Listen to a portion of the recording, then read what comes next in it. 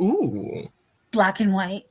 That's maybe too, like, not colorful enough.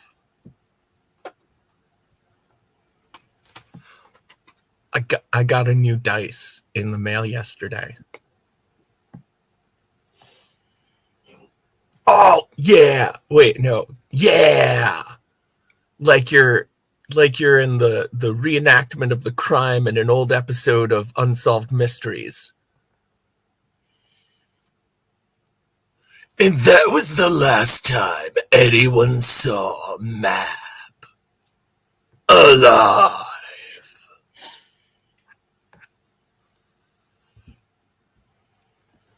Actually, there is one mystery, but it's not much of a mystery, so it's probably going to be solved really quickly.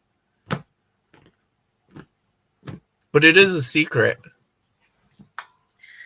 Secret, got a secret. Yeah. You want to know what the secret is? Sure. Secret show! Aww. This whole time, it's been a secret show, and I've been looking like I don't know, super cute, ruddy person. I don't know how my skin looks this red, purple. Oh, you know what? I think it's because I went through the Wonka chocolate factory and I ate something I probably shouldn't have eaten. Oh no, you didn't eat forbidden like candy, did you? Yeah, it was like a grape cherry kind of thing, so I think that's what's happening. Was it like a whole turkey dinner with the dessert? And you could just really feel the gravy sliding down your throat. Is that one of the lines? That's such an unpleasant thing for candy to do. I know. Make it like, I'm gravy going down your throat now. Don't get me wrong. If somebody offered me a hard candy that was gravy flavored, yes, I would try it. That sounds like it could be good. I mean, but if they promised it would feel like gravy was sliding down my throat, I would hesitate at least. Do they promise that, or is that just how it ended up? And as she's describing it, oh, you can really feel the gravy go running down your throat. I was like, that's called phlegm, honey. Victoria London Fogg's like, I hate that scene so much. I had a thing about body horror as a kid, so I completely lost my cool watching that scene, and also when all of the bad kids turned into donkeys in Pinocchio. Oh, you're a donkey. Yeah, I was already halfway there. I was terrified it'd go the rest of the way if I ever smoked a cigar. I'm a donkey now. I'm not a donkey. I'm a real boy. I'm a boy. I'm not a donkey.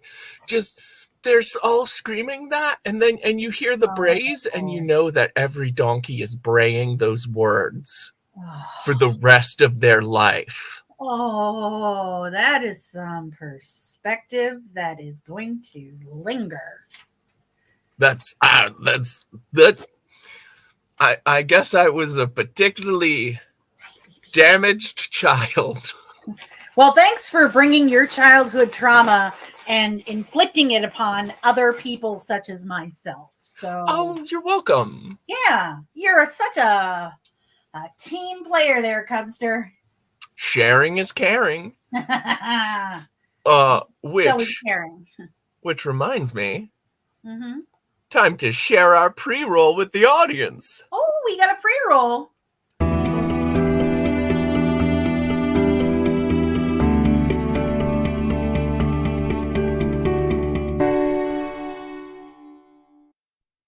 Oh, it's been said a bard's life can often be a hard life, or hill and jail to rove and always move from town to town. And some folk have inquired if ever we grow tired, of ranging all around the world and never settling down. But one should be a little wary of remaining stationary, 'cause comfortable is lovely, but it's not the way we grow.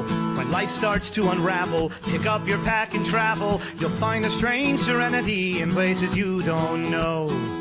Wriggle-dee-dum-dee-doo-da-terry-o-dee. There's so much to see beyond the open door. It's outward bound we go. Who knows what we'll find that we've never found before. Adventures waiting further down the road. It's waiting for you further down the road.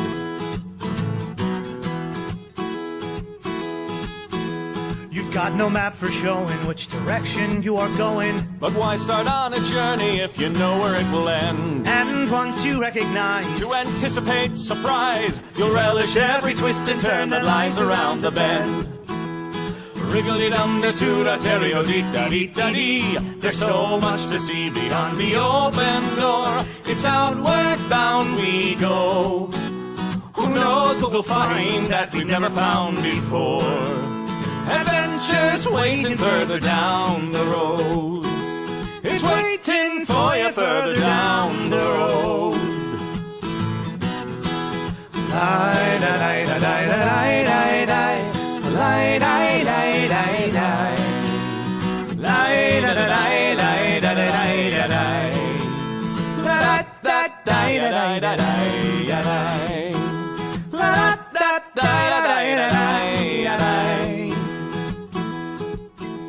the world has got its demons. There are many reasons why you'd find it harder to be brave than be But afraid. every life could use some danger. Every friend was once a stranger. Ships are safe in harbor, but that's not why ships are made. Wriggle-dee-dum-dee-doo-da-terry-o-dee-da-dee. A fwit-da-dee-da-dee. There's so much to see beyond the open door. It's outward bound we go. Who knows what we'll find that we've never found before. Adventures waiting further down the road. It's waiting for you further down the road.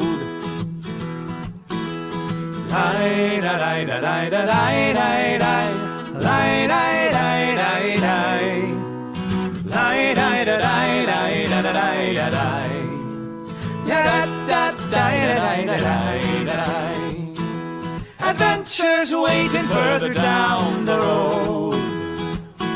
Let's go!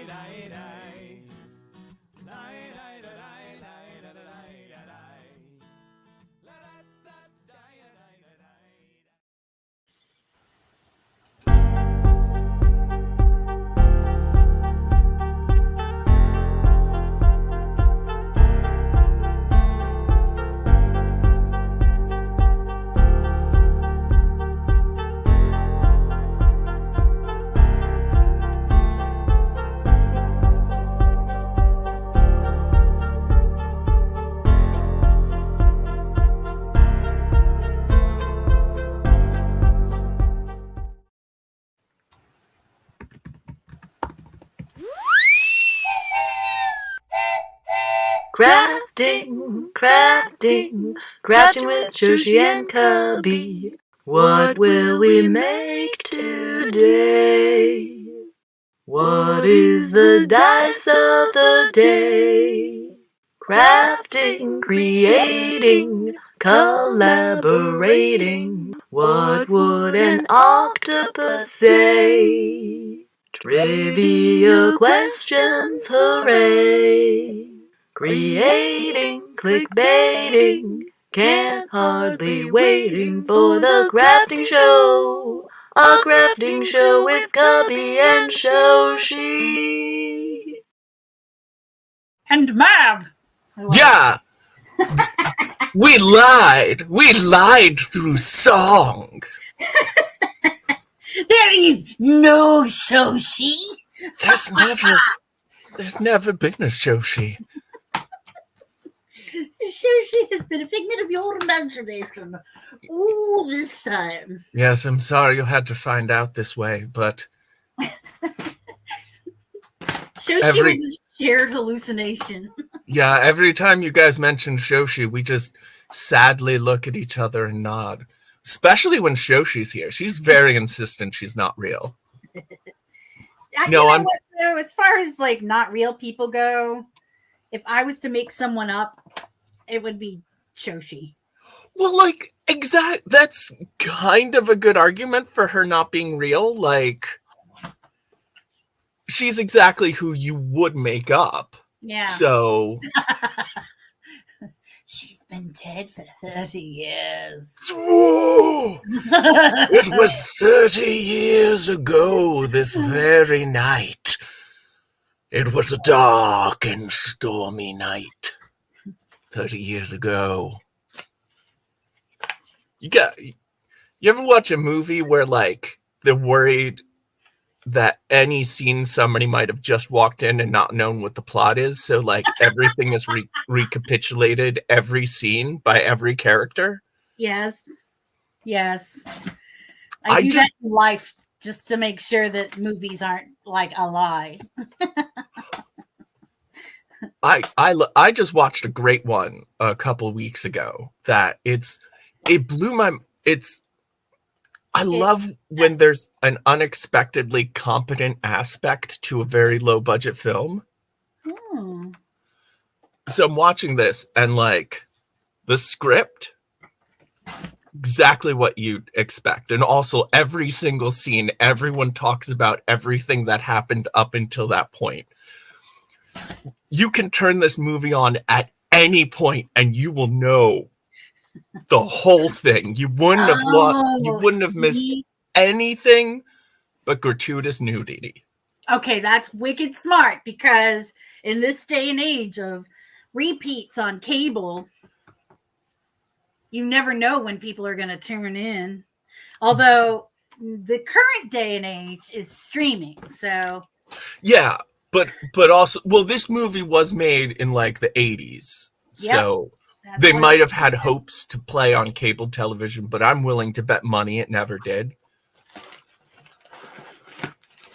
The acting is exactly what you would expect, but so quality is what I'm hearing. Well, here's the thing. I don't dislike bad acting. Like, bad acting is, like, I don't know if it's bad, though. Like, it's... I never said good/bad. I said quality. There's... Okay, so I would say there's not a lot of craft, but there is a lot of quality. You were never serious about the craft, company. Look, I'm very serious about the craft. I know. You're more serious than most people we know. It's actually pathological, I believe. Yeah. Oh. But the camera work, the editing, the direction overall, fantastic. There was a couple of shots that were just genuinely good, maybe great. It's like someone going, hey, I have no accountability. Let's just see what happens. And then really kind of... Well, it's one of those things where if you're a good director, it doesn't mean you're a good writer. Maybe you should let somebody help you with that. Hard truths. But the movie, for anyone who's interested, because it was, I mean, mostly forgettable, but with some competent camera work. Hauntedween. So it's like Halloween, but Hauntedween? Yeah. Okay. I mean, it's very much a Halloween ripoff. There's a big guy going around killing people for absolutely no discernible reason. Just like Halloween. But it was also like it was filmed near the University of Kentucky, and there are a couple of shots on campus, and you can tell a lot of students are in it. So that it's got this like local fun production feel to it. I love it. And you're like, hey, we're doing some trash film for our B movie, and it's a horror movie, and we're filming, and you can get college students to do just about anything. Yeah, and like the performances were just the right kind of cheesy and raw. That was great. Honestly, if the script were just a little bit better, it would be a legit classic. This is your chance. What they needed was a Moira Rose to rework the script with a couple of minor little edits. They did. Like if they had just gone like a little bit over the top in a couple of points, it would have just boom, just made saved the crowing. She did. The crows have eyes. Yeah. Well, wasn't it the crows have eyes to the crowing? Yeah. So we were both right. Yeah. Well, you were right twice in a row. I just fact checked you. Aw, it's fine. I am packing mugs, so it's a pack-a-palooza here. Love has gone into each one of these Krampus mugs. Oh. These guys. Oh, let me make it big. Ah, yeah. I love these designs. Yeah, and then oh, I thought it was a choice between Krampus and Marilude. That is what Ansa thought as well. And I realized that maybe it could have been, but I didn't want to make Krampus green, Krampus red, Krampus black, Marilude green, Marilude red, Marilude black. I just wanted to make black, green, red mugs. And so I did. So I did. I love it that way. I'm generally also I'm just looking at the comments now. Oh. One sushi for California, one for Pennsylvania. Oh. I did at one point say I wouldn't be here today, but that's because I forgot how many weeks were in October. So it's actually next week that I've got a virtual murder mystery. Ooh. Yeah, secret show. I wish I could have been there. Secret show. Secret show. Oh, Mab, you were in the game last night, right? Yeah. Oh shit. Dang. Oh, okay. Down. Should we wait and do the recap as like a whole thing? I don't know. There was a lot of trauma dumping, a lot of talking about our feelings, and our dear sweet Pax came back, and the Pax came back, and however that song goes. Yeah, so it was intense. Like, you ever be? Yes, Kara. I'm sorry, we didn't mean to spoil it for you. I know. But you ever be in a situation, and it's not a bad situation. It's just there's so much emotion that, like, my little needle was pinned to the. I don't know how to describe this. Can you help me with the words? The extreme emotional turmoil. And it's like going through. It's like clenching everything like this for 2 hours of the show. I'm like, and then it just kept, I'm like, I mean, it was funny, but it was so much like writing on how this played out. And I wanted a resolution so bad that didn't involve Loon getting beaten to a pulp. Which was always on the table. And it kept being on the table. And it never got off the table. I was like, please don't beat me to a pulp. And then Varys is like, oh, well, Loon could beat me. And I'm like, I could. But if he ever could touch me, I would be boned. But I've got Misty Step. I've got Plane Shift. I could run away all day. But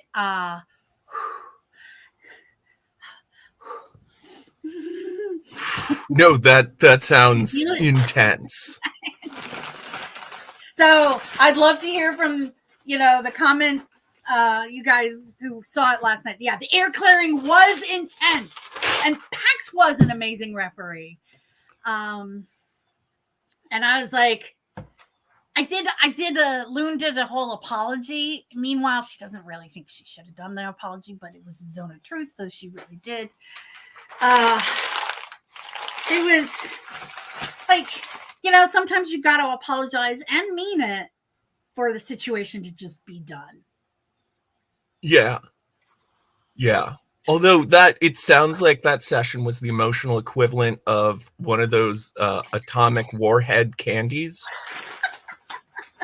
Like just sour, and right when you think like, oh, I can't take this anymore, there's like a hot cinnamon out of nowhere, and you're like, oh God, it's worse. It got worse. It's somehow more intense.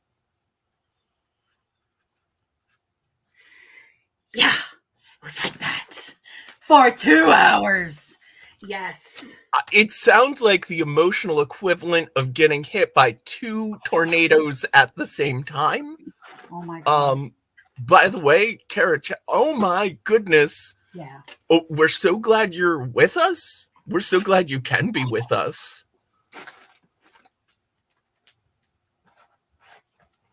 That is really good to hear. Oh. And the dogs are okay. Excellent. That feels like a bad, just because of the amount of times I've lost power, but water still worked.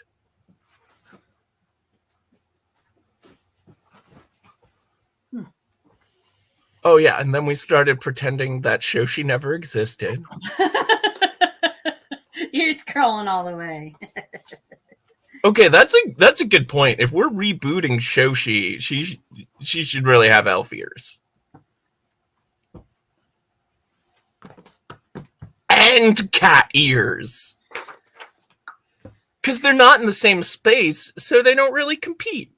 I mean, your girl's got cat ears, your girl's got elf ears, so they're all in the other room, but I mean, yeah, well, they're not in the other room, they're just over there. Man, when I found you could get elf ears in different colors, I got so excited. And I got them all. I bought them all because they're wonderful and inexpensive. And joy is fleeting. fuck yeah. Good question. Do I know if the package, that's a good question.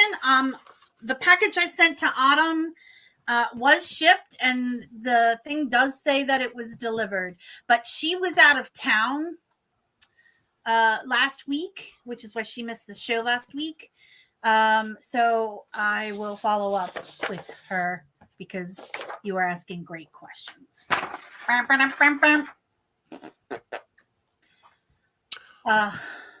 Sorry. Oh no. Yeah, no, obviously we're not going to change how tall Shoshi is. Because that's like a feature, not a bug. Yeah. Oh, 20 feet. Okay, we might change how tall she is, but that's because we never wrote down how tall she was. Well, maybe she sometimes is 20, sometimes 50, you know? Well, that's true. A woman can be anything she wants to be.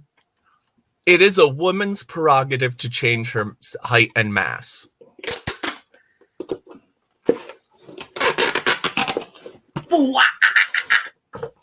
Does anyone else hear that when they pull tape? Yeah, tape loves being pulled. Glowing mushrooms. Ooh. Yes. You know, what was Princess Mononoke, the Studio Ghibli thing where they had those little dudes in the trees that glowed at night? I mean, if it's Studio Ghibli always has little dudes. Little dudes. There's always little dudes. And their little heads went da-da-da-da-da. Yeah. That would be a great thing to make glow in the dark. And when I'm not like doing 4 other things, I will look it up and share the picture. But just seeing the glowing mushrooms comment, I was like, yeah. Oh, yeah. Yeah. They were so cute. Can you look it up? Studio Ghibli, Princess Mononoke, little dudes, trees, glowing. I could. Could you? Oh, yeah, I could. Sorry. Do you have that technology? Impress me with your mad internet's googly search skills. That is something my computer can do. I don't know if it's something I can do. We're gonna find out. I ask too much.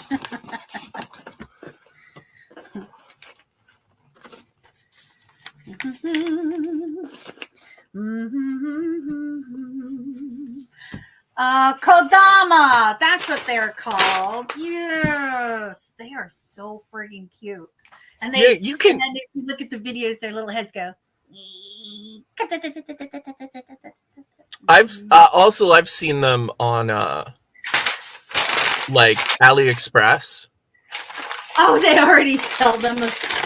Yeah, like little tiny ones, really inexpensive. They're so cute.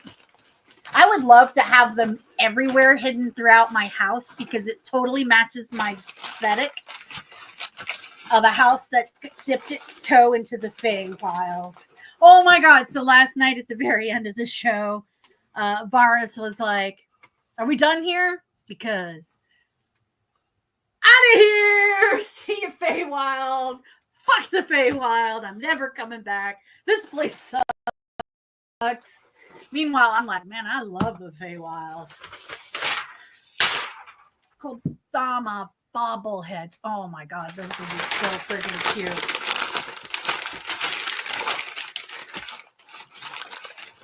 Yes, that would be amazing. All right. Little glowing bobbleheads.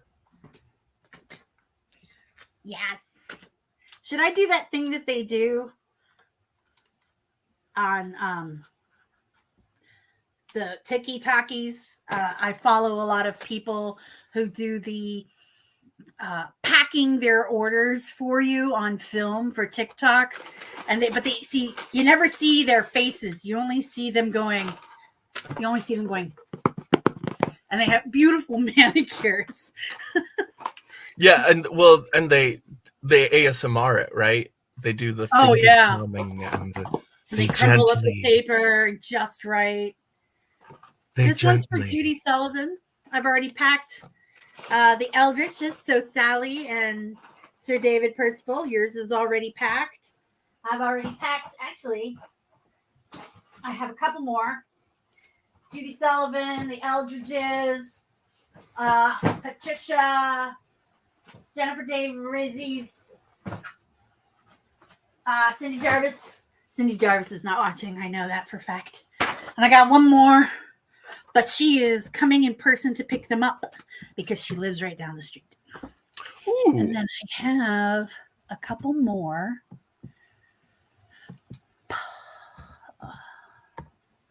I packed up 12 and took them to the Ren Fair on Sunday. Nice. Maryland, right? Yep. I haven't been there in so long. It's a nice fair. I'll give you that. It is. It's a real nice one. Oh, I'm in a very Halloweeny mood. So, and I've got like a mask and stuff here. Oh, so let's see it. I thought like I'd just put it on, Okay. complete with matching balaclava. Oh, I love that. Oh my gosh. I mean, one must accessorize. That's brilliant. Did you assemble, acquire? Acquired, but I have another one that I made. I just don't know where I put that one. That's so great. A good way, if you have 2 plastic soda bottles, I might could. cut off the screw top at that little lip, and then glue the cap onto that little lip, so you've got the exposed Right. threads. Yeah, so it looks like the bolt. Yeah, and then you just paint it silver, and you have an easy, perfect neck bolt. Mm. And then some wire to keep it on. It's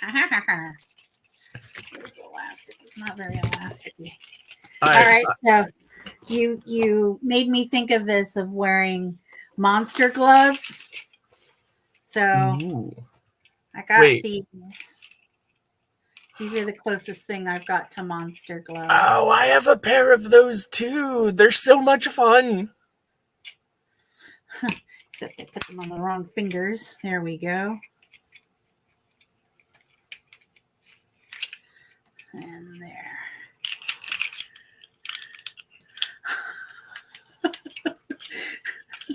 Oh, nice. You got the bone ones? I got the plain black.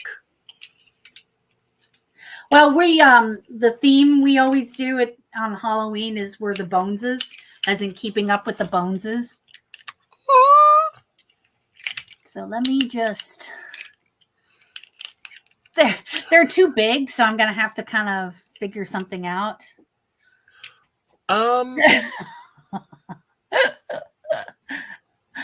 Like a glove is a good. Actually, you know what? If I you think that's what they're for. Actually, I'm supposed to use a glove. Yeah, like if you, because I know heat is a problem. If you're worried about overheating your hands, Oh yeah. you could get like a cheap pair of work gloves, cut the fingers off, and the fingers will give you padding for that. It just flips right off my thumb. I Yeah. think you can also tighten them. It looks like maybe. Well, yeah, you could definitely tighten the elastic strap so that it's pulling harder. Nope, I can't. It looks like it's really knotted in there. Oh wait, maybe if I do that. Oh, I see what they did. Okay. Yeah, because it's one thread through. That made a huge friggin' difference. That made a difference. That made a difference. Ow. Oh, awkward mab is awkward. I will. So this is my new AMSR. Allow me to pack the order for you. I was just about to ask if you wanted to try packing an order like that. I would have to really officially tighten these things.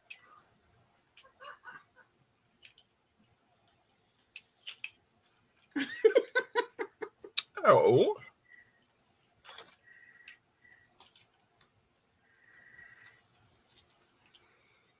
Yay! Clean cubby. All right, there we go. Oh my god, I can't even tear paper. Yeah, they need to be on gloves. Yeah, also maybe try some of the fingers in your closet. They're like free range right now, and they're going to be really hard to round up. So, yeah, I'm going to hold off on that. But So Actually, the question came, where can you get those? I got my pair, which are, if they were more accessible, I'd run to show them off, but that sounds like a pain in the butt. Okay, I got mine on. Go ahead, Tubby. Oh, I was just going to say they were a present, but I'm pretty sure they were purchased on Temu or AliExpress. That's where I've seen them before. The ones I have are just long and stick-like. They really look like they're meant to go with an outer glove. But if you just dress all in black and put black glove underneath, and it definitely works. They're just not quite as cool as the cool skeleton ones. And there's also like a almost plant or lizard-like style that's available. Your lizard-like style. And where did you get yours, Mab? Awkward confession. I got them on the TikTok shop. I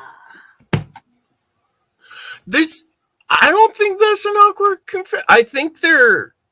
But I think I got them from basically a Temu equivalent of the TikTok shop.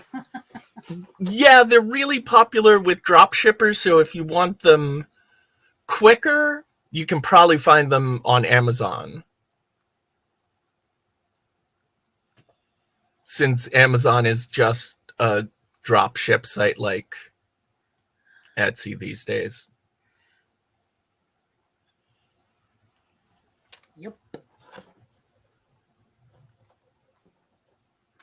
Yep. I'm trying to read just some guys' comments. So, Adafruit has flexible resistors. Basically, you can use them to detect when something is bending. You use them with very stretchy glove to make it look like your hands are closed. Okay, that's pretty cool. That's I would love to see. Yeah, just some guy. Do you have some pictures of this that you could share on the Discord?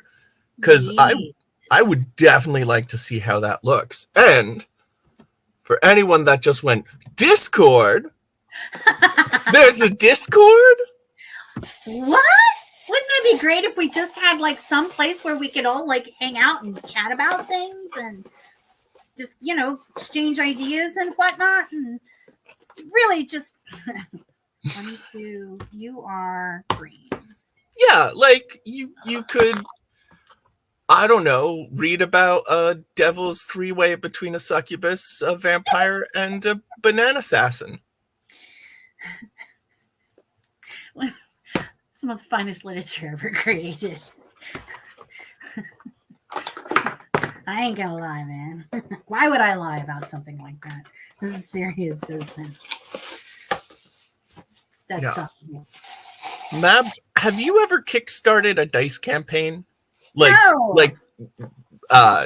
Jumped on one, not like done one yourself. No. Like supported. No. Yes. The D21s, I think Paulo did a D21 dice campaign on Kickstarter. Or maybe it was Indiegogo or one of those. Yeah, smart. I just got one in. Oh, Dice of the Day. Is there a song for that? Is there a song for Dice of the Day? Because if not, I will make one up. Dice of the Day. Yeah, we're talking Dice of the Day. It's dice, die. Don't die. It's Dice of the Day. Okay, that was way better because all we have is this.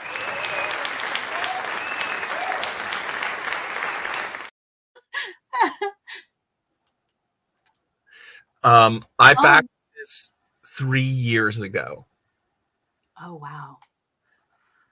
And it's been a ride following it because it's just stuff has gone wrong. It's a complicated die. And it was a lot more difficult to realize than the creator could have ever predicted. And I'm so excited to get it in and I get to show off. It's called the D Ultimate. Okay, I think I saw this in Gravity Falls. That was That was an infinity-sided die. yeah, that was an infinity-sided die. This is really no more than a 20. But have you ever been like, it's so much work carrying 7 dice places. So much work. There's got to be a better way. There's got to be a better way. This is not it. But it comes in a handy dandy little carrying case. But this is beautiful. It is a really beautiful case. Yeah, But it stands in for a 20-sided die, a 12-sided die, a 10-sided die, an 8-sided die, a 6-sided die. how does it stand in for all of those? I'm so glad you asked. Oh, wait, maybe we should embiggen you. So- Oh, wow, look at that. Okay, so you can see that it's basically a 120-sided die, I think. But the facets, there's actually a bigger face. The face is bigger than any of the facets.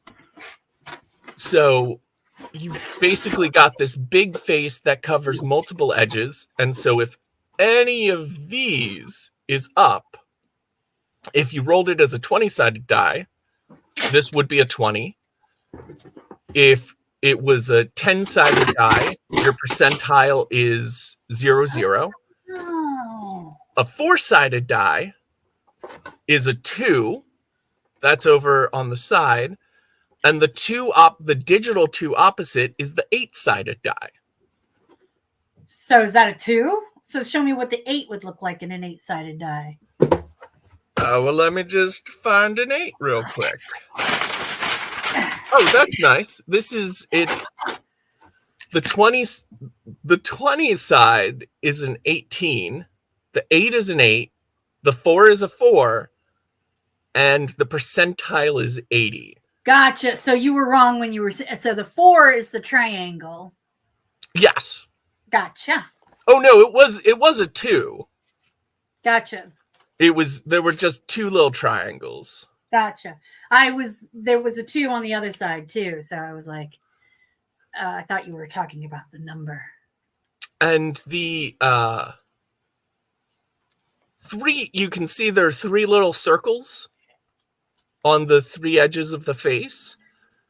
That is in the center, the 12-sided die. And around the edges, the pips are your 6-sided die. So you just look at which of those 3 is the highest. Intriguing. Yeah, it's So what is the number on this one right there? what on Pick Which one one? side and show me the number of the 6 and the Oh, other. okay. Well, this is what the 12 looks like, Mhm. which is also a 6. Or you can see the 4 is a 4. They quite conveniently made it so that 1, 2, 3, 4, 5, and 6 are both 1, 2, 3, 4, 5, 6, and then it repeats the pips. It's not hard to read at all, but it's a lot easier to read looking down at the table, and I would imagine. so it's harder to show it off. And like, I'm gonna be honest, photos of it are very hard to tell what side is up, but in real life it's pretty easy. However, my hand is a little bit exhausted because this is solid metal. It's a metal die on top of all of that. Well, here's the thing. It was not intended to be metal. It was going to be plastic with a metal option. But it turns out that this is too large to get a consistent injected plastic. So there was no way to do it in plastic and maintain accuracy. Wow. Which is a shame, because when I originally backed it, I wanted this design, the white with the different colors, because I think that's the best looking option. They also have like different metallic finishes with just everything is filled in black, but with glow in the dark. Ah, glow in the dark. A couple of years ago, when the update was that plastic was a no-go, I changed my decision because everyone had to update their things. But the guy running it has been very communicative. It's been really interesting and a lot of fun to follow. And like, frankly, I was like, look, if I somehow don't get this die, 6 years later. I still feel like he did everything he could. But I got it, and I didn't even know it was going to come in. I hadn't gotten any ship notice or anything. But I knew they had actually finished manufacturing, and they had started delivering them. Wow. I'm going to be right back. Keep showing your die. I got to pick up something from the printer. So I don't know if anyone can hear this, but I'm going to roll it on the table. So if you heard that big thump, you might realize that it is, I'm going to be honest, I'm not a big fan of metal dice because of the weight. Because it feels, every time I roll, you roll metal dice, and I'm worried that I'm marring the finish of the table. Like, I'm worried that I'm doing damage. But I kind of love that this is metal. I love that this is like 3 pounds of metal. It's got heft. Honestly, if I had a home invader, I could put this die in a sock, and I'm pretty sure I could take a guy out with that.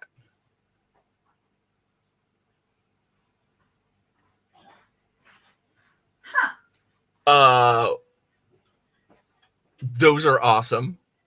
I'm a big fan of the floaty eyeballs in dice. I've seen that before. They look so cool. We want you to show off your cool dice on the Discord. Discord. I bought a set of dice this weekend from our good friend Louie. Ooh. They were, I already had a set of Super Gay dice, and this was a second set of Super Gay dice. It's in the other room. Nice. So I guess you could say that you leveled up your dice with Louie. I did. I love Louie. He's so great. He's such a sweet. I'm so glad he was in Veil of the Failed and Forgotten. Yeah, he does. He did a stream on Monday night where he was casting spells at his booth at the Maryland Ren Fair, and it was just a delight. If you ever get a chance to catch his live stream where he's doing that kind of thing, it is a treat. Be right back, picking it up from the printer. For a split second, I imagined you like it was a print shop. Like you were just gonna like leave your house and go and run an errand and just keep the camera on. Oh, the printer's not in that room though. So I did just say that only to our lovely audience.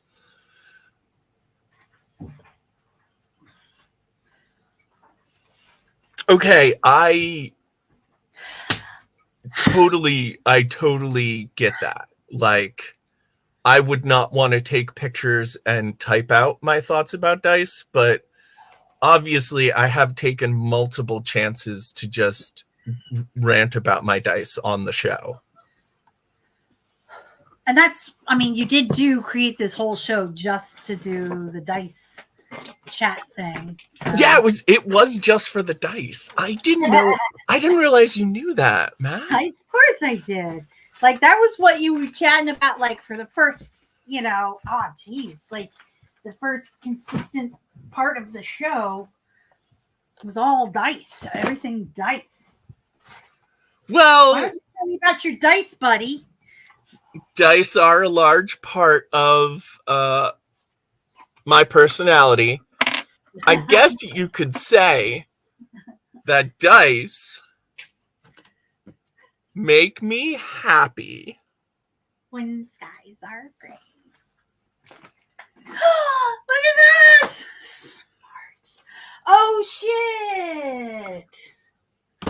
I'm out of mugs.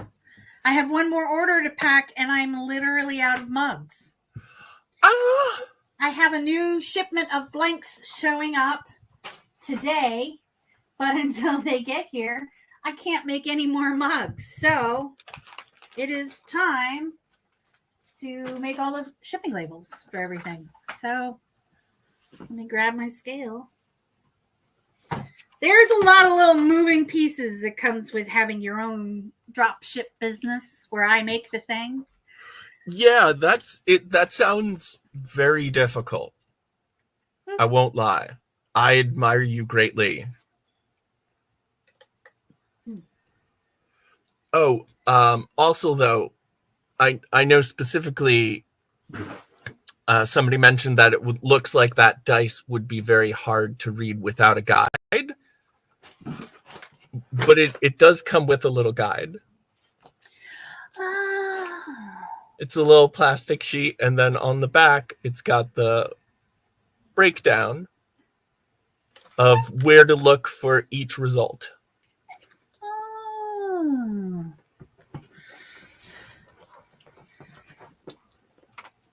Did you scroll up to touch base on the thing that the amazing Victoria London Fog brought up about the latest chapter of Count Monteblanc and the Banana Assassin? It was with the succubus, right?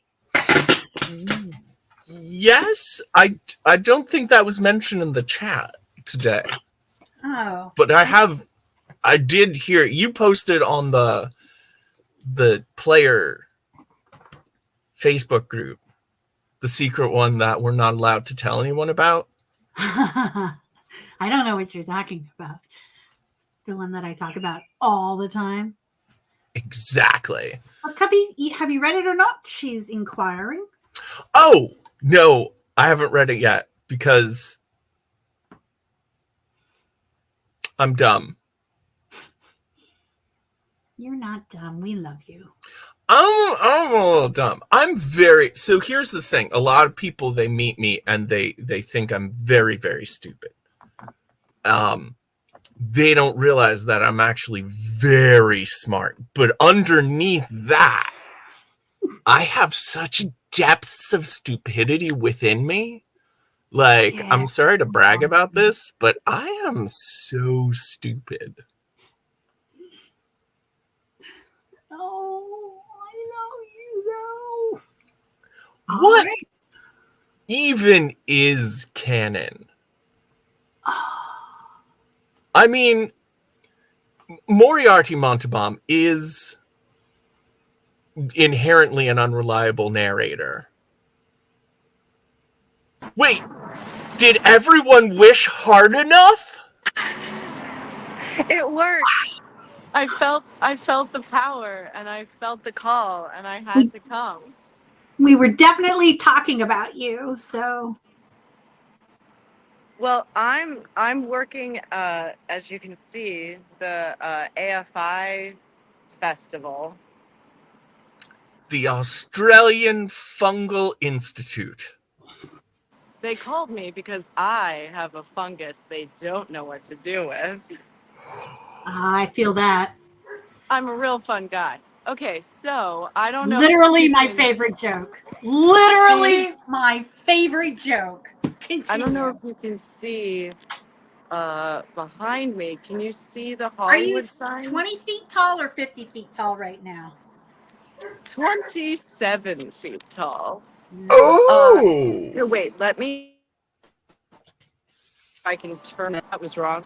I want to see if I can turn the camera around so that you can see. Nope, can't do that on this. That's fine. I'm going to turn around this way. I'm like right in the heart of Hollywood. Behind me on this hill here, you might be able to barely make out the Hollywood sign. It's really tiny. Oh yeah, I see a little white line that I'm Yeah, assuming is that's it. That's it. yeah. Wow. And like I just realized you're standing on the ground, and right behind you we can see down 27 feet at all those tables and everything. Yep. Wow. My legs are so long right now. There it is. You can kind of see it. Wait, there, right there. Yeah. A The little bit of a camera's line. reversed. Yeah. Yeah. Oh, and Shoshi, So yeah. you're just in time. I just got the best compliment. Yeah. Cubby is the smartest derpy person I've ever spoken to at length. That's so true. I love that. This is honestly why I like having Cubby in my life. The derp in me sees the derp in you. The derp in me recognizes the derp in you. Yep. I love when there's like a phrase or an action or something and it's just so perfectly that person. Something similar happened to a friend of mine. She was had gotten like a flower, and it had like a very straight, strong stem, and so she started playing like mumbly peg with the flower, and I was like, that is 100% your aesthetic, playing mumbly peg with a flower. That's awesome. I was like, just completely who you are. I love when stuff like that happens. Oh, also, you weren't here for the reveal, but I got a new die-in yesterday. A guy? It's the D Ultimate! But not to be confused with the Infinidine. Yeah, this will not warp reality around it. It just replaces an entire 7D set. I love that it also kind of looks like the Death Star. Like, this one die replaces an entire 7D set for only like 100 times the weight. Yes, but less moving pieces. Let's keep that in mind. That's true. You can't lose part of this. You can only lose all of it. You get it. And oh, That's cool. How does it roll well? well, yes, but you have to roll it gently because it's I don't know how much it weighs, but it's solid metal. And it weighs like my hand is still a little tired from holding up to the camera earlier. Like in 1,000 years, they're going to find that and they're going to be like, what game could this possibly, what mathematics could this possibly have been for?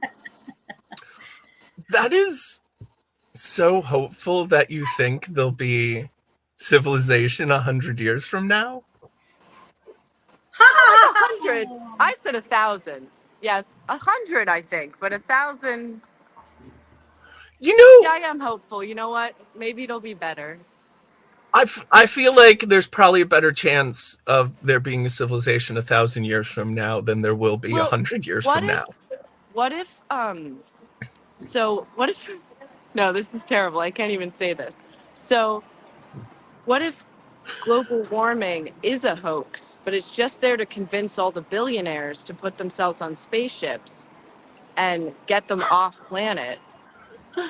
I mean, And then- aside from that being awesome. Or like go down into their bunkers and you're like, yeah, y'all better get down in those bunkers. Ooh. ooh, better redistribute all your wealth to the, and do all, get rid of all those harmful practices, because ooh, better hide in your bunker.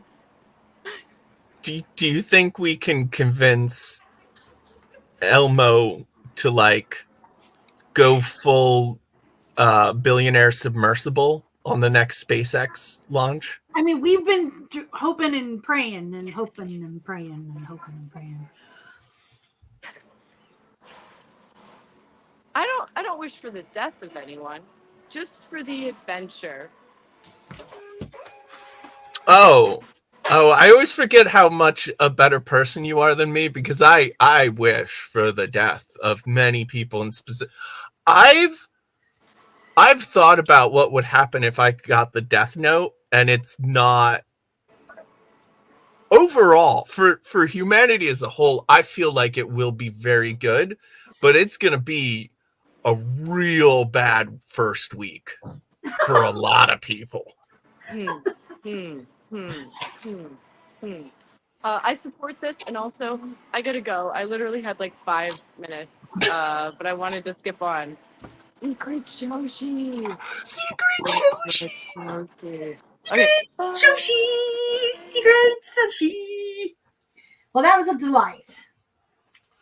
That was fantastic. Because the great thing about me having the death note is the big threat of it is that you will die of it eventually. Oh, is that how the death note works? You're gonna die someday. Well, I mean, the whole thing is the evil. I only saw the Netflix movie. You only saw what? The Netflix movie, which, to be fair to me, did have Willem Dafoe playing the voice of the like death god. So like, I've heard a lot of criticisms about it, but that is clearly a good choice. But it seems to be that the tension comes from the fact that eventually the death note will kill you, the holder, to move on to someone else. Like, as soon as there is an opportunity, it will kill you. And I'm cool with that. Find the opportunity. Yeah, same. Hard same. Yeah. The anime is a little overrated. But if you just write their name, wow. Yeah. Ooh. I agree with you, Victoria London Fog. You are correct.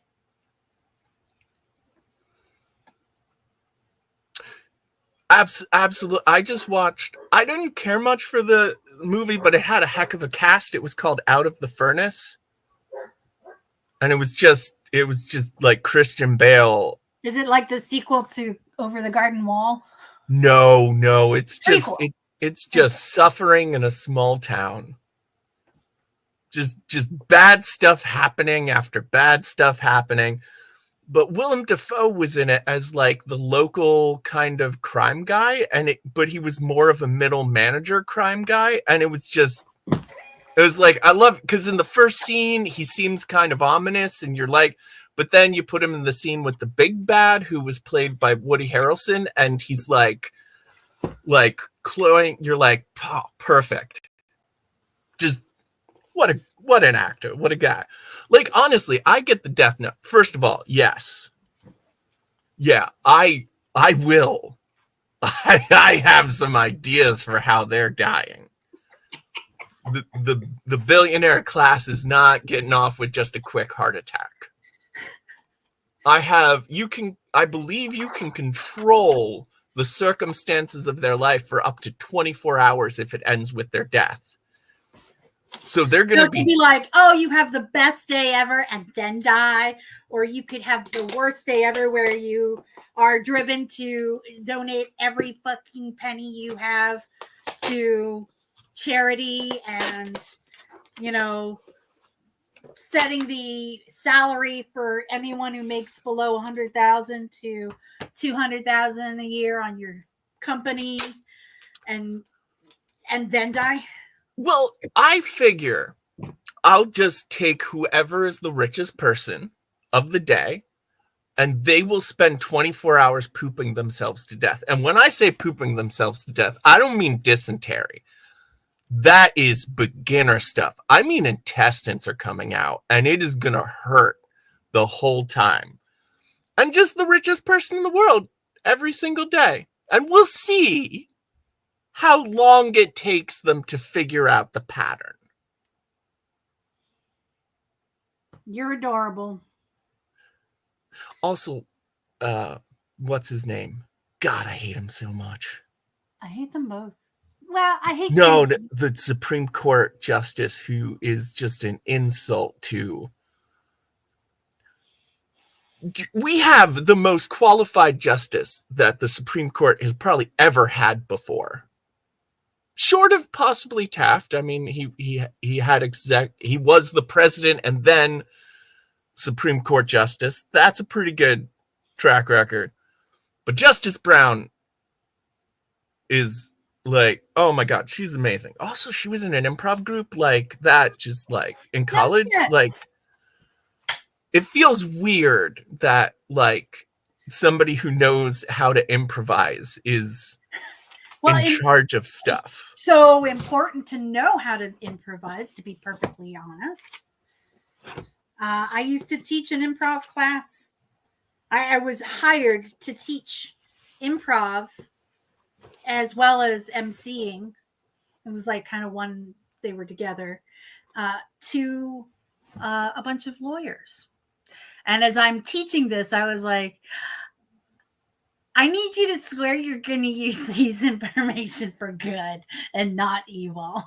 Because it occurred to me the techniques that I was teaching are like, could be used for evil. See, I have a bone to pick with the dominant paradigm of improv education. But I don't know your approach, and I don't doubt that you have some really good improv advice to give. It was for emceeing more than improv.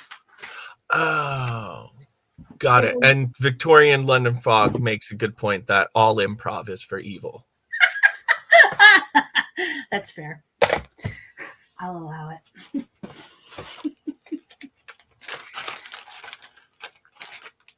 See, just some guy. Use your skills for good. Has been upended since Strong Bad. Brilliantly asked someone if they would use their powers for good or for awesome. Ooh. So, if anyone was ever like, Cubby, you'll only use your powers for good, I'll be like, no, I refuse. I will use my powers for awesome.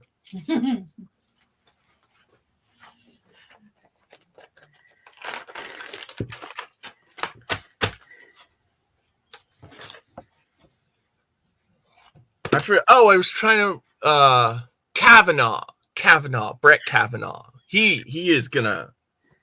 Oh boy, is he gonna hurt if I get the death note. If I get the death note, I have a special thing in mind for Kavanaugh. Would you like to hear it? I would love to hear it. I'm going to enjoy this so much, and it's true. I will use my powers for derp and for awesome.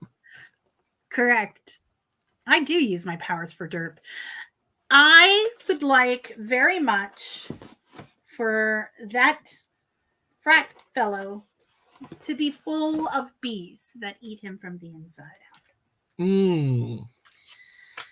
Only because I felt as though I was full of bees when I was hearing his confirmation hearing. I kept going, this is what being filled with bees feels like.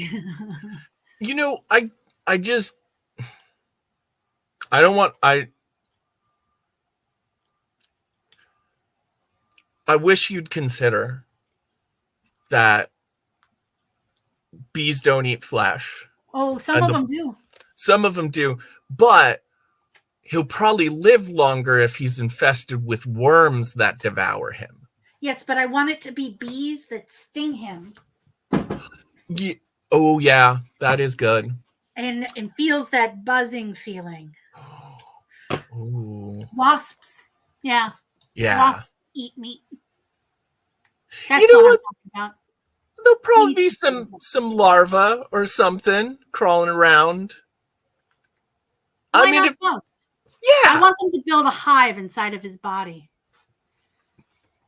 Yeah, but not sexy like Candyman. No.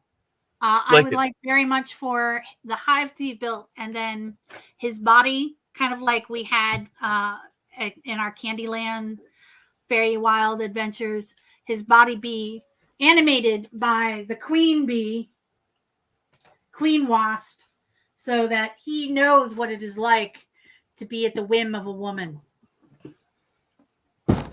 Mm. You know what? Mab, if I ever get that death note, I'm gonna be talking to you about a certain justice. All right. I have packed all the mugs. I have shipping labels for all the mugs that I have actual physical mugs for. And they need to go to the post office. And I'm going to go check out front and see if the mugs have been delivered, even though I got no indication. So I will be right back. I do have to say that is also very tempting.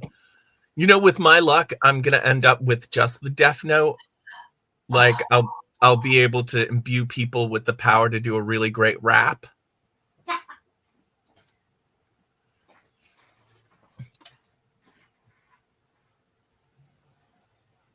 Sorry, I gotta. Okay. I underestimated the meat eating abilities of these. I think of bees as pollen things, but there are so many bees and bee related wasps and yellow jackets. That's actually kind of adorable. That's so cute that they just eat a little piece of meat. I do have to say, I love anytime somebody mentions specifically a hippo will eat you. I love hippos so much because they are not omnivorous. They are herbivores. They only eat vegetables. They kill because they love killing. They love killing like humans love killing. They just see something and they're like, "Now, you should not be there, buddy. Time for you to be dead." And honestly, I wish there were more hippos in the world. Specifically, maybe in some billionaire living rooms. Like, I just feel like, you know, we all know that, you know, Yellowstone has been making an amazing recovery since they've introduced wolves back into the park, and that wolf population has really helped the economy. And maybe we should just release wolves in more places, like in living rooms, floor of Congress.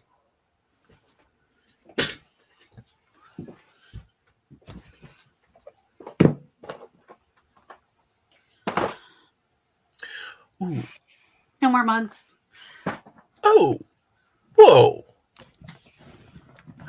Oh, yeah, that's clever. Mab, have you ever heard about that? Like a piece of No. chicken just to. I haven't. We usually leave like a fan back there. Because they don't like that. Yeah, a groupie or a fan. Well, have you ever thought about killing the groupie and then just leaving the meat there for the wasps? And it's kind of like hitting all the bases there. So, no. That's brilliant. That's just good video game design. I'm not into video games, but if there were a game where I got to kill people with hippos, I get to watch the hippos do it, right? Because they have so much fun. Just to point out, for the past 30 minutes, we've been talking about murder. So, Well, it's not murder when it's a hippo. That's technically natural causes.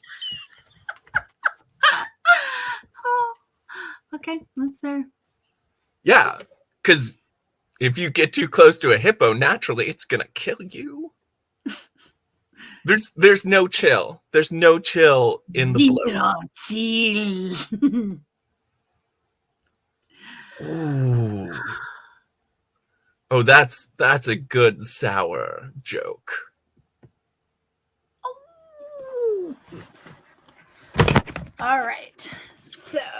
So The since deal is this. I have finished the thing I was working on, and let me check a thing, and I may have to go.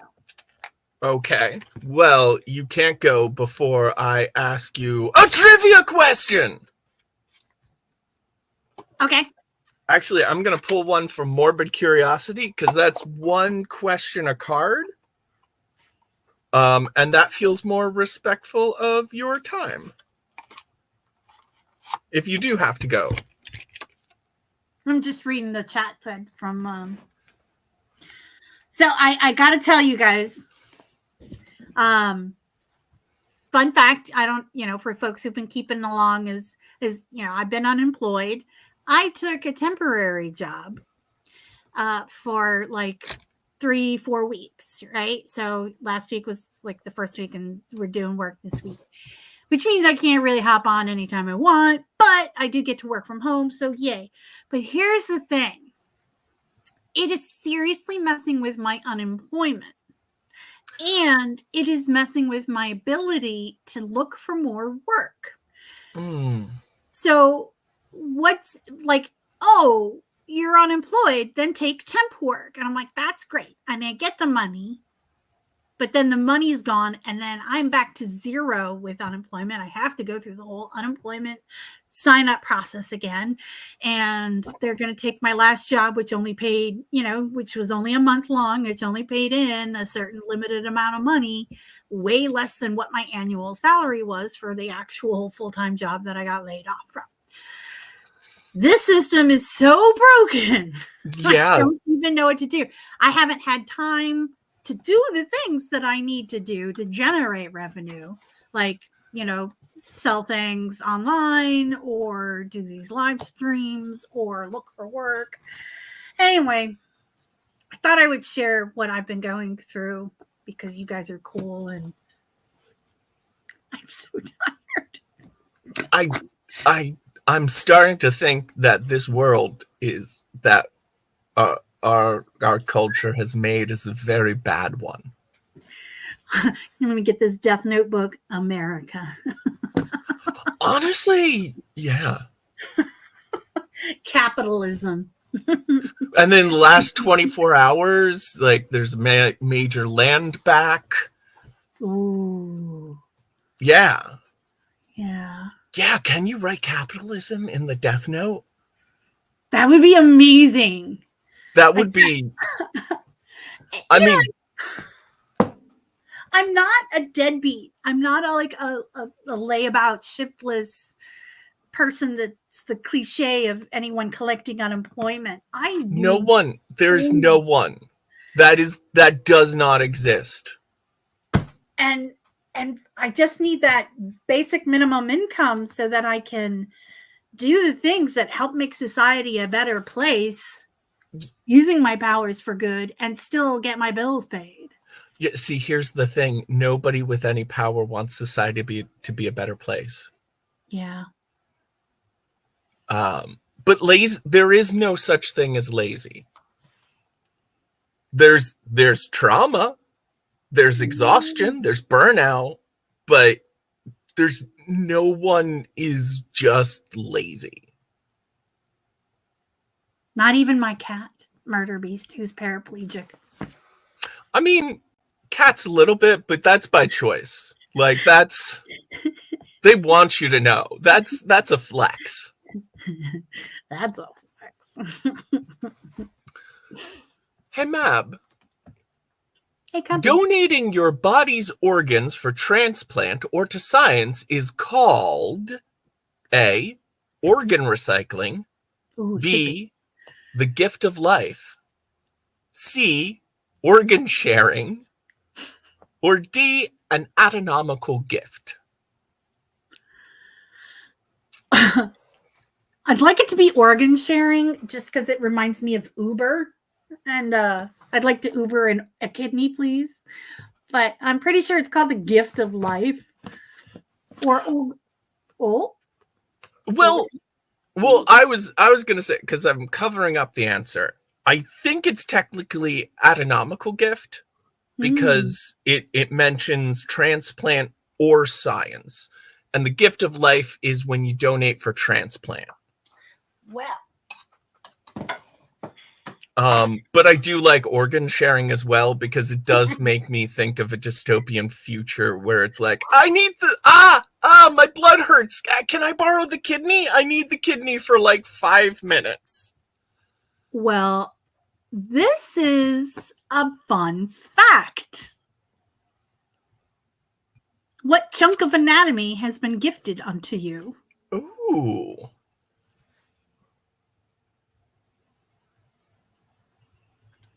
Yeah, I might have been saying it bad. Sometimes my mouth has opinions on how a word should be said. Oh, and the answer is D. It is an anatomical gift.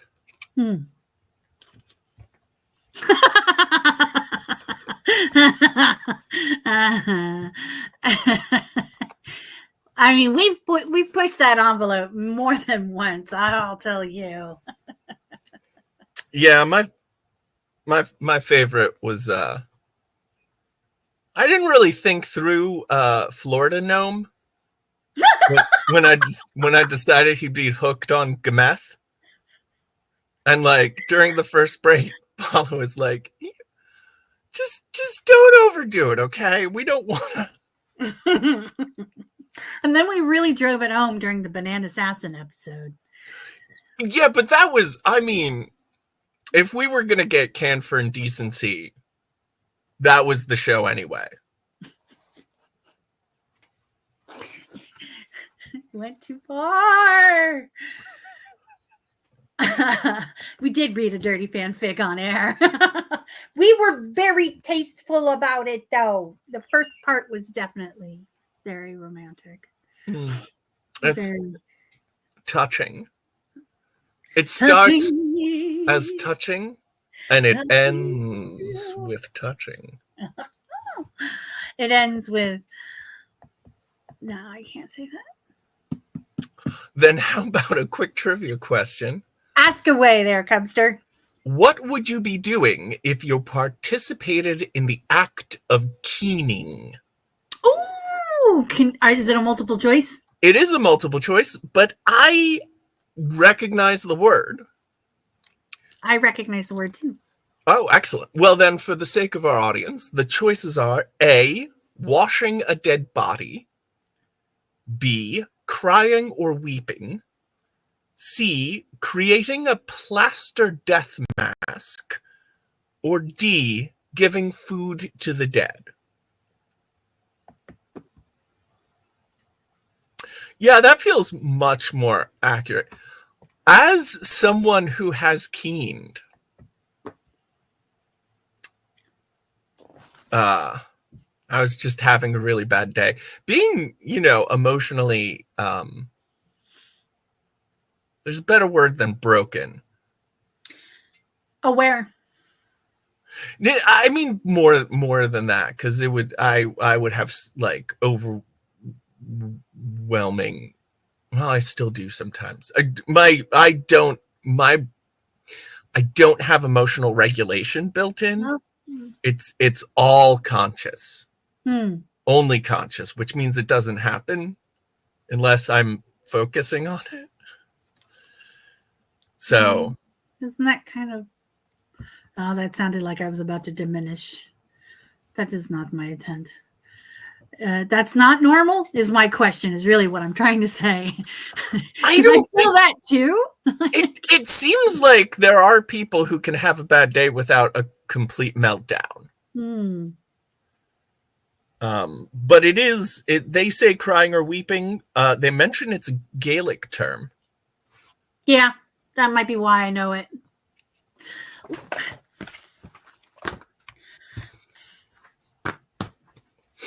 I feel I'm gonna go real quick have a keen over here. I'd like to have a keen over here.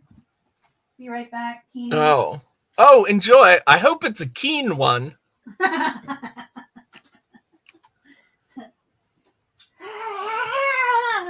I'm back here. Okay. Let me set you up here. Oh, yeah. My level of apathy is very high right now. That's fair. It's hard to motivate yourself. Yeah, I've been playing Fallout 76 because living in a post-apocalyptic dystopian world that has just been nuked within an inch of its life is kind of like homework right now. Is an escape from the current hellscape we live in. Help you plan ahead for what might be next year. So everywhere, not everywhere, but I am seeing so many people are being like, "Oh, it's a civil war. We've got a civil war coming up." I'm like, what? Ugh. You know, I almost hope they try it, because the people who want a civil war, I feel like the second you shoot back or hit back or do anything, they're just gonna cry and go home. Ew, that really hurt. Oh my gosh! This episode's dark. Let's do another trivia thing, because Well, I also have goth trivia here. Oh, okay, that works. Because I'm feeling Halloween-y today. Yay!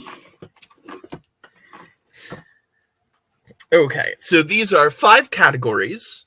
We're going to wait and do all of the answers at the end so that I can play along. Okay. And the first category is movie mayhem.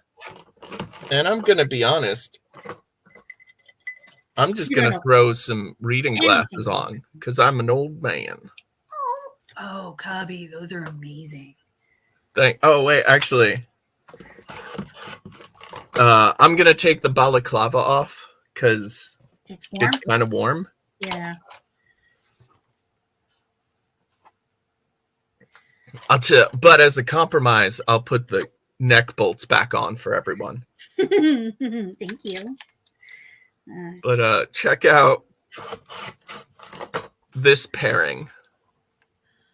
Oh, Cubby. Nailing it again. Oh, before I forget again, I keep meaning to ask you, are you familiar with the Happenstance crew? No, I don't believe so. I think you and them would do very good work together. So I'll send you a link. Excellent. And you can do the whole Bab sent me. I'm awesome. But I'll also say that you're awesome. Mab sent me. Okay. This is nice because this deck has some super obscure questions in it, but this one is a nice, easy. It's a perfect start. Excellent. Who starred as the Wolfman in 1941 and also is the son of another macabre movie acting legend? Joe Lugosi. Bela Lugosi. Yeah, Joe Lugosi. I don't know. Oh, well, the only issue I have with this question is that it implies that Lon Chaney Jr. is a legend, when in fact he's not very good.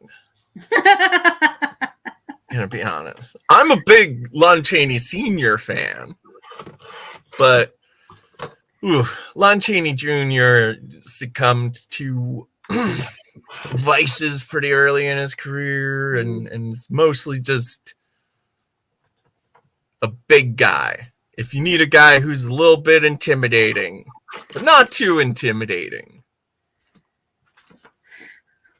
Who's a big fluffy guy person. I mean, he was willing to sit in the makeup chair for a long time.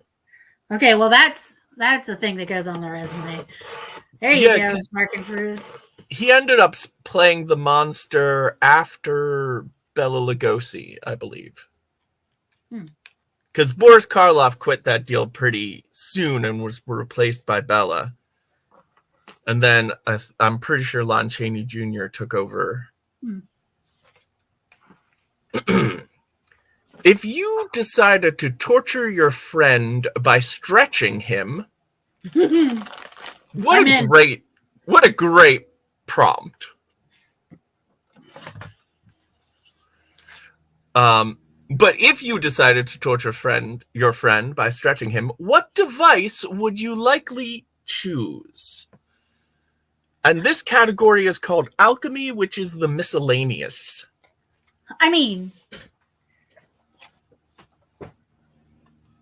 the rack, of course. Of course.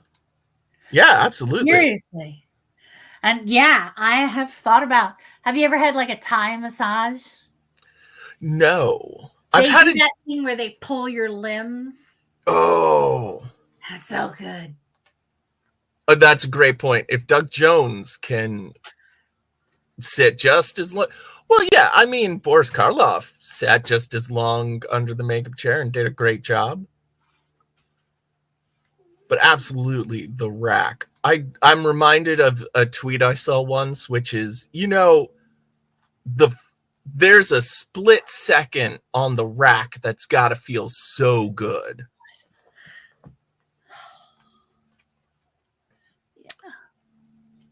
Okay, the next category is musique macabre. Name the lovable frontman of Mudvayne, whose stage attire often includes a bullet wound in his forehead. I don't have any idea, but that sounds awesome. Yeah. Huh. Mudvayne? I've never listened. Honestly, I've never gotten much into goth music. I love the aesthetics, but I like the music, but I just don't know. The band, I don't know them. I don't have any discernment for it, I listen to it, I'm like, okay, this is pretty good, but it doesn't inspire me to listen more, and I'm not like, I can't tell if it's good or bad for its genre. Right.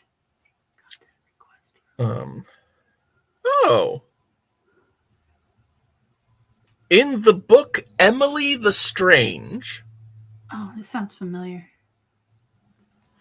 If Emily doesn't search to belong, what does she search for?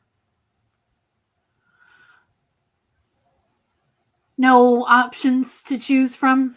No multiple options. I mean, I'm guessing solitude of some sort. God. A unicorn?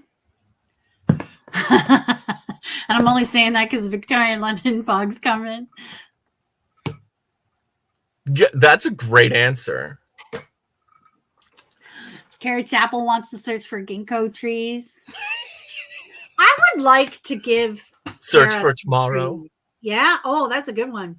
You would like to give Kara what? Some trees, because she lost all of hers recently. Oh, yes. And, that was Bloody Tales and Poetry. And the last category is called Stiffs, which is the difficult question. Stiffs. Name the platinum-selling record company run by the soul-bargaining music guru Swan in the rock opera Phantom of the Paradise, Ooh. also known as Cubby's favorite movie. Oh my gosh. So, here's the thing about the name of the record company.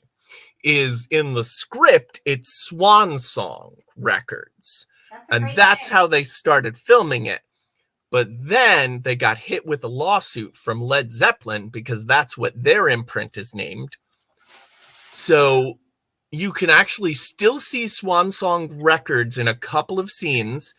And there's also like a weird post shift where they covered up a logo and put a new one in it, but they did it to the film stock of the new name, or the name ended up using, which is Death Records.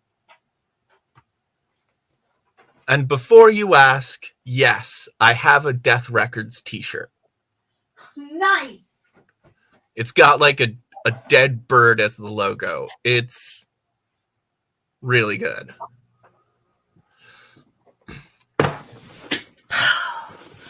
am trying to find.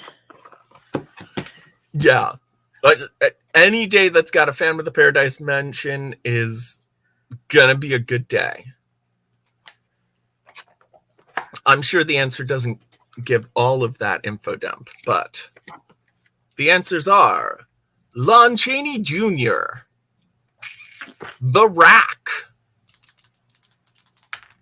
Cud. Cud? Cud is the lead singer of Mudvayne, Oh. or by his government name, Chad Gray.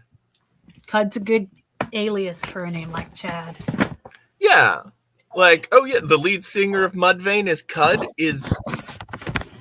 that's a very believable and sensible sentence. Emily the Strange searches to be lost. Which, honestly, Unicorn was a better answer. And Death Records.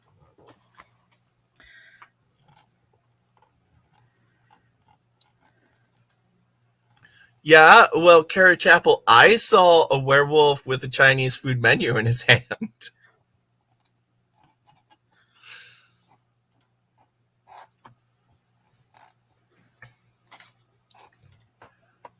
All right, and these cards they have different questions on the back. Do they now? Yeah, so we have to do those right away or we haven't finished the card. That's just the law. All right, I'll allow it. The first category, movie mayhem. What does the murderous specter Candyman have instead of a right hand? A hook. It's a hook. Has a hook for a hand. Yes, and he has bees instead of a heart. Like me. Buzz, buzz, buzz. The hitmen who killed 7 members of Chicago's North Side Gang on Valentine's Day, 1929, allegedly belonged to what gangster? Al Capone. Yeah, but like, I wish I could remember the name of the gangster from Some Like It Hot. Because it basically opens with the St. Valentine's Day massacre. But the main characters witnessed it. Which, have you ever seen Some Like It Hot? Yeah, chinkies. I feel like I have. It's very good. And, like, funny. It's still funny. It's just really well done. Jack Lemmon is freaking brilliant. That is correct. I have seen it, but it was a long time ago.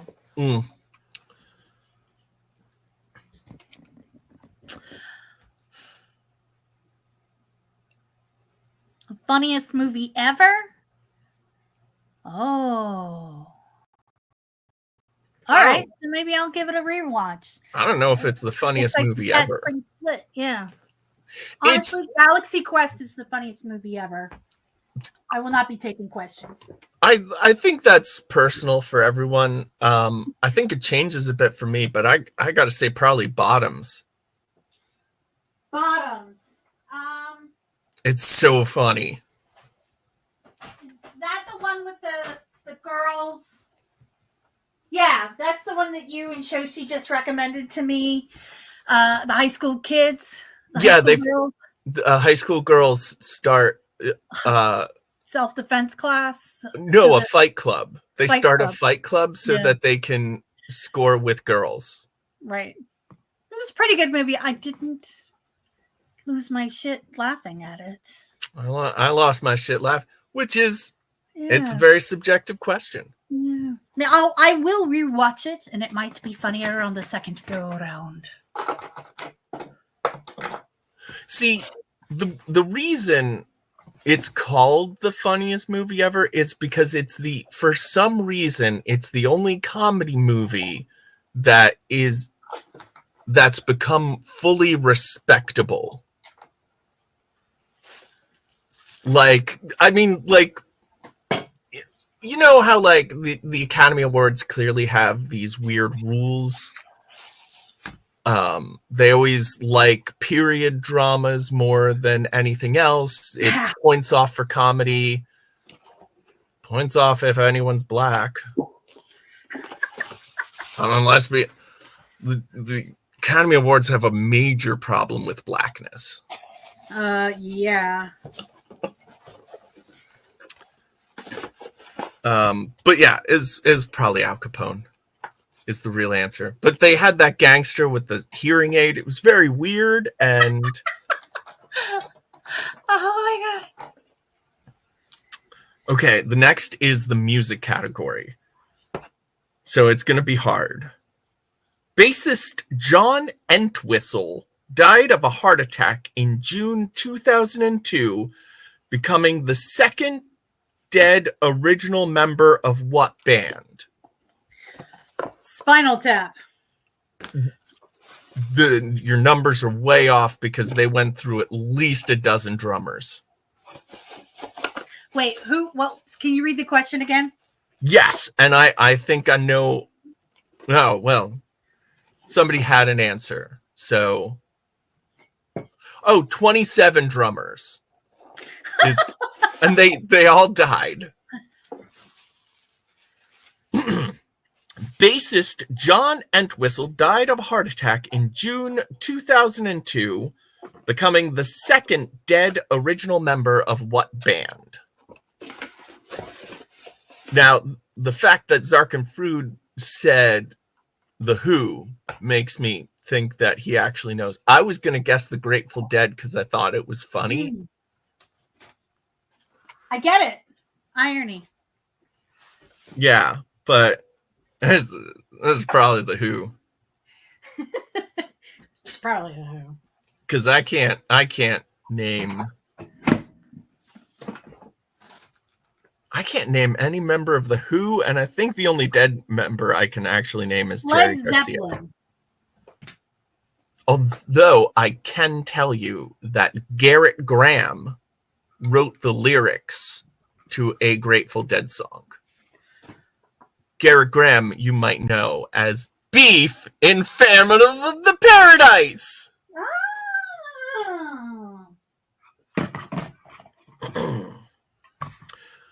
Next is Bloody Tales in Poetry. Name the author of the Gothic horror tales The Boats of Glengarrick and The House on the Borderland.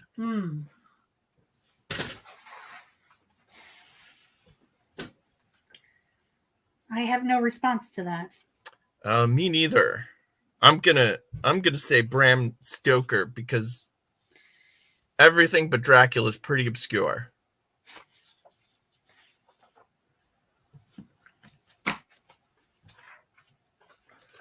Yeah, Lovecraft's not a bad guess, Ooh, just because he wrote so many dang stories. yeah. Carrot Chapel, it has the ring of truth in saying some guy called Hodgson.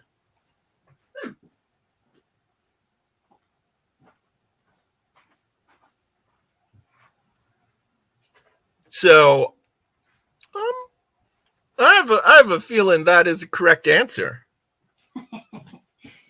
And then the last question on the card. Frontman Dwayne Gutel died in 1995 while fronting what pioneering and influential industrial band? Pig. I have no It's- idea. Goettel is spelled Goettel, so I'm thinking German. I don't. Is Kraftwerk industrial? Yes. I would guess. What's like the big krautrock band? Is it like Du hast den freaking KMFDM? Nitzereb. KMFDM is not really industrial. Yeah, no, that's also not who I was thinking of. It's like there's like a big 80s they were called krautrock. It was like Mammoth or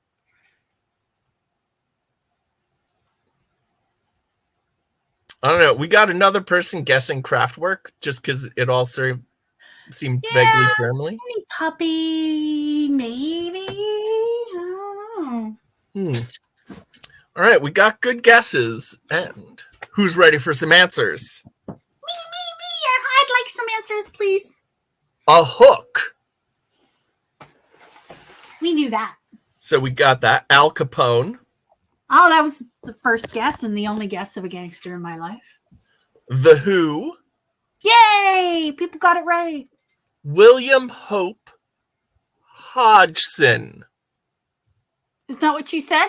That's what she said, Hodgson. Nice. And Skinny Puppy. Wow! Way to go, Kara. Yeah, Knocking it out of the park today. it's a lot of fun playing with like smart people on the chat. Yay. All right, loves. I have got to go. I've done the thing that I could do, and I lingered a little longer than I oughta. But it is always a pleasure to spend time with you. Likewise. Thank you for joining us. I will miss you. I will probably be listening in, but I will not be in a place where I can film because I'm going to be working. That's fair. We've only got another 15 minutes. Yeah. So you're not gonna miss much. I'm just gonna do some more goth trivia. I'm gonna maybe type in answers, but in the meantime, I love you. Bye. Ooh, hug from far away. Hello. Bye.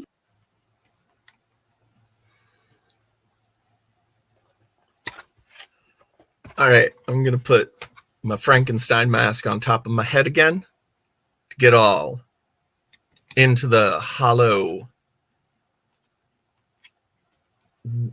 ways. Hollow ways. No, that's not a thing. All right. So, what is given as a reward to Mellow Zombie Bub following his behavior lesson experiments in Day of the Dead?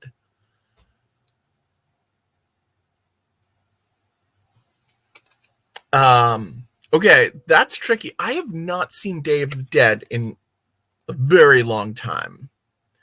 I'm actually, don't tell anyone, but I'm actually pretty bad at my Romero for the most part. I'm guessing it's got to be meat. I can't imagine they would. Oh, maybe it's like a dog or something. Okay, wait. Yeah, I can't really remember. I really only remember vibes from Day of the Dead. Dawn of the Dead, I remember vibes, and I remember Tom Savini as a biker, because that's Tom Savini as a biker. Had to love that. Yeah, that's good. It could be hunks of human meat then. It's either got to be hunks of meat or like an animal, like a small animal. Ooh. Okay, I know y'all are going to get this one. What gothic flavored daytime soap opera ran on ABC television from 1966 to 1971? I've never actually watched any of episodes of this, but I deeply appreciate the aesthetic and the vibe and everything. It's got to be. Okay, I gotta ask Zarkenfrude, since you've been just, how does it stand up to like a modern watch? Because like, I find soap operas fascinating, but daunting because so much happens, and it's always there's always so much happening at any given moment that I'm okay. Slow burn sounds a little bit better. I mean, that's to be expected because you're doing like 5 episodes a week. But yeah, it's got to be Dark Shadows. Oh.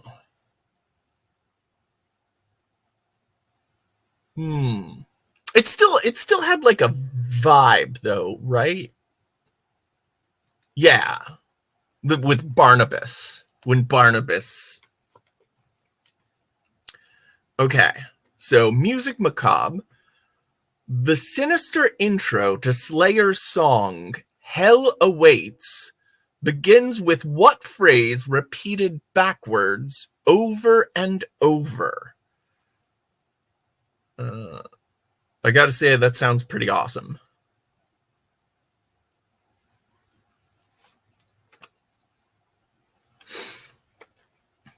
I'm gonna reread it one time. The sinister intro into Slayer's song Hell Awaits begins with what phrase repeated backwards over and over? Join us? Oh, that's good. I don't know if that's a guess or a knowledge, but that would be a good. The only thing that comes to mind is because it's Hell Awaits, so like abandon all hope, ye who enter.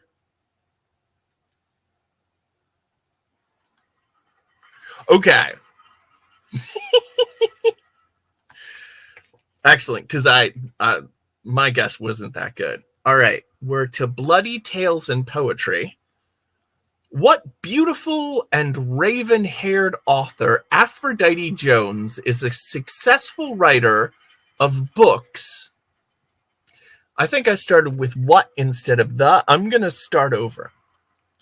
The beautiful and raven-haired author Aphrodite Jones is a successful writer of books in what nonfiction genre?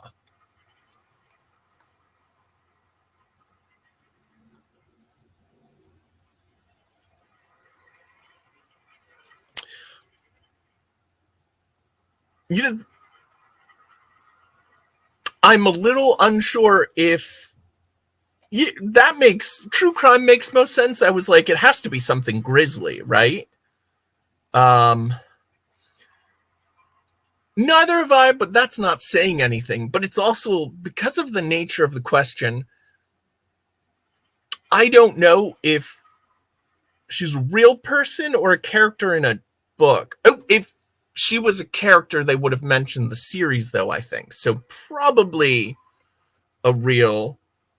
I appreciate that they describe her as beautiful and raven-haired. It kind of feels like whoever wrote that question has a little bit of a crush. And I gotta respect it. And the last question on this side. Oh, yeah. we haven't done the other side yet. So there's that awaits us. The morgue attendant who will help a pathologist with an autopsy is often called a what? Meaning servant in German. The morgue attendant who will help a pathologist with an autopsy is often called what? Which means servant in German.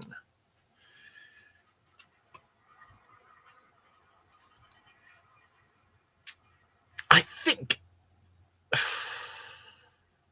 it's like on the tip of my tongue. A guess, but I don't know if it's assist. No, I'm drawing a blank.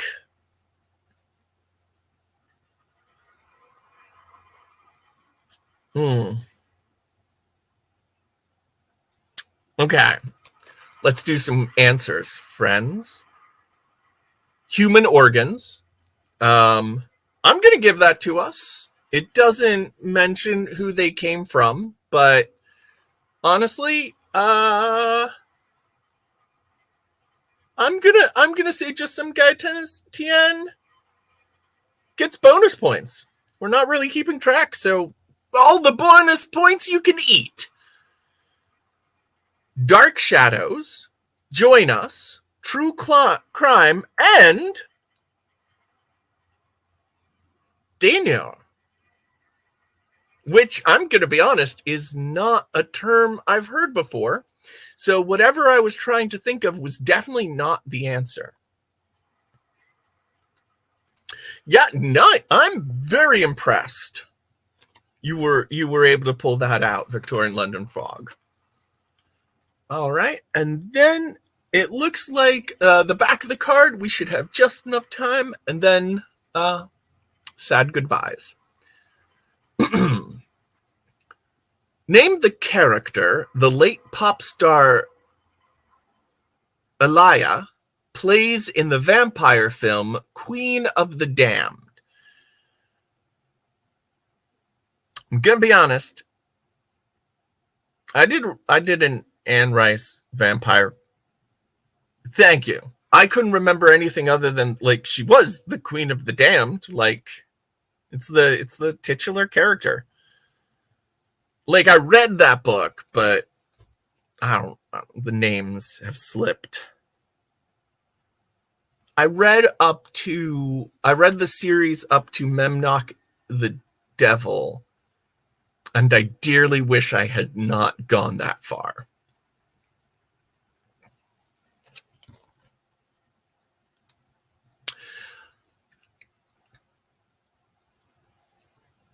I love that. That's kind of what you would hope for from the movie. Yeah, it just like, honestly, like, have you ever read a book and you're just like, why was this ever put to paper? Oof. I even liked Tale of the Body Thief, which was like, could kind of tell the quality was dipping, but it was still fun, you know?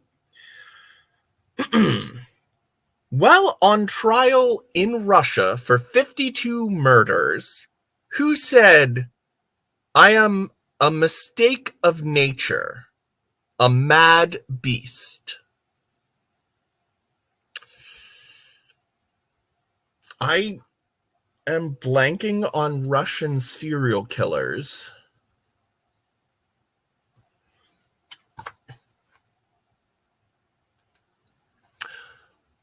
That is a very accurate way of describing the book, Kara Chappell. Thank you. Yeah, it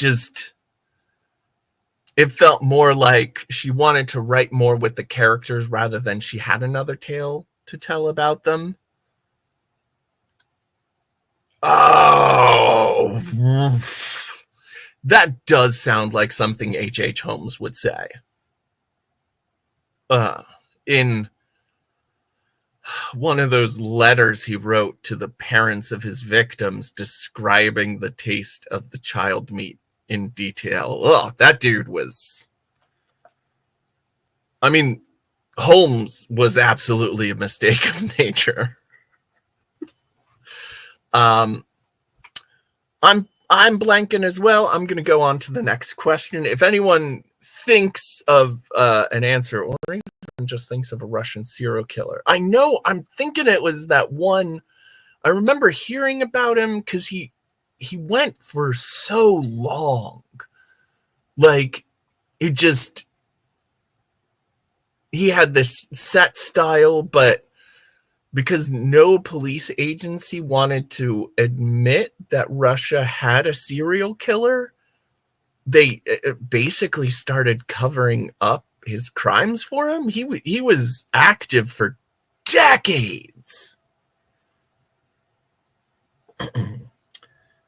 Name the leader of the Mothers of Invention who passed on due to prostate cancer. There's only one musician that I know of who was involved with the Mothers of Invention. He was definitely the leader. He was the most notable name. I'm going to pause a little bit because if I know it, then I have noticed y'all are much better at music trivia than I am. So generally, if I know it, that means most of you know it.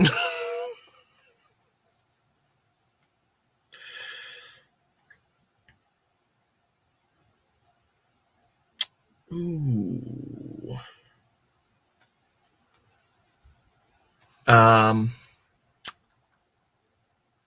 Think like it's been long enough. I haven't seen it pop up on the chat, but Frank Zappa is my guess.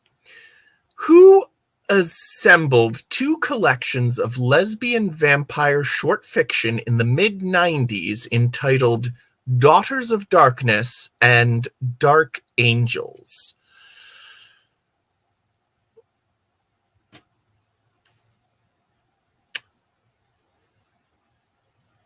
I mean, I was a geeky reader in the 90s, but I don't think I ever really...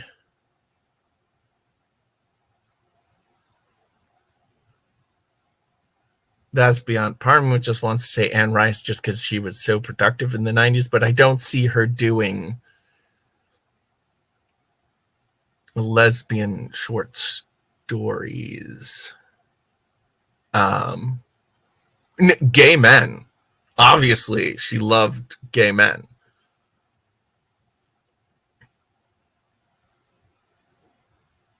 But that's not a good guess. Yeah, Victoria London Fog, feel free to report back to us if these collections are worth checking out for our modern readers of lesbian vampire short fiction.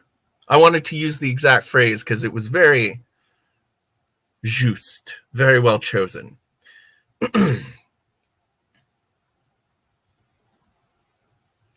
In what country was serial killer Ali Reza Khoshari Kuran Cordier, I think, also known as the Tehran vampire, publicly executed?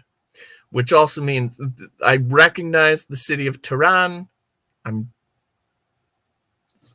It's in the Middle East. I forget what country. I think Tehran is in, I think, Iran. That's okay. I was gonna say Iran. I was gonna say Iran or Saudi Arabia, but I was worried one of them would make me sound very ignorant. But it really only made me sound a little bit ignorant. I mean, some ignorant. I didn't know the answer. Yeah, honestly, the name and the place could also work for Turkey. I could believe it. I think we have a good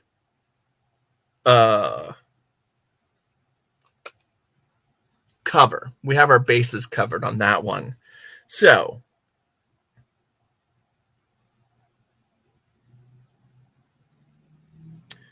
oh, weird. Well, they have Akasha. They have it spelled Acacia, but like, honestly, Carrot Chapel and Zarkenfrud's spelling is way more what I recognize from the book. So I'm gonna say you both earn bonus points because you got it right. Or yeah, I don't know if they're going for a movie script or what, because like, I don't know. Maybe they intentionally got that one slightly wrong so they could tell if somebody was stealing their questions. Andre Chikatilo, which I think was that Russian serial killer who just went for decades. I saw either a biopic or like a documentary on him. I can't remember which one it was. Frank Zappa, yes. Pam Kesey, Victorian London Fog. Kesey is spelled Keesey.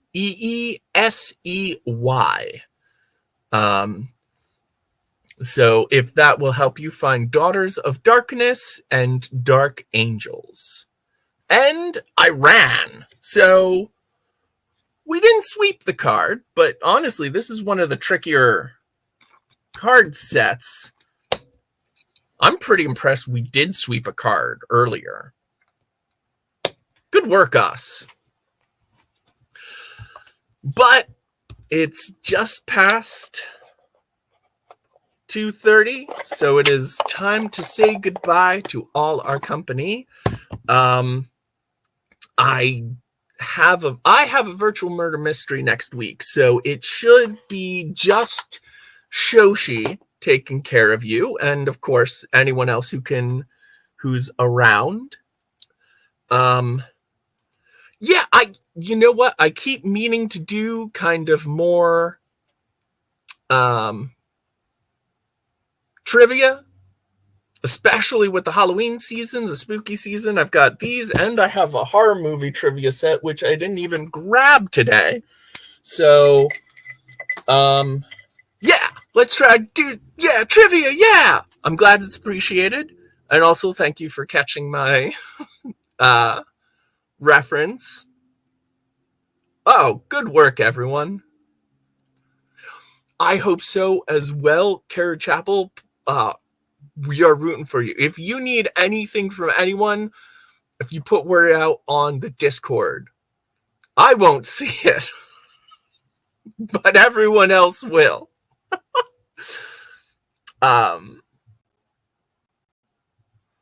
Oh yeah, I just had the thought that I had to click the things. Yeah, we're all rooting for you. We're all hoping for you. We are on your side. We are fans and friends and ready to assist.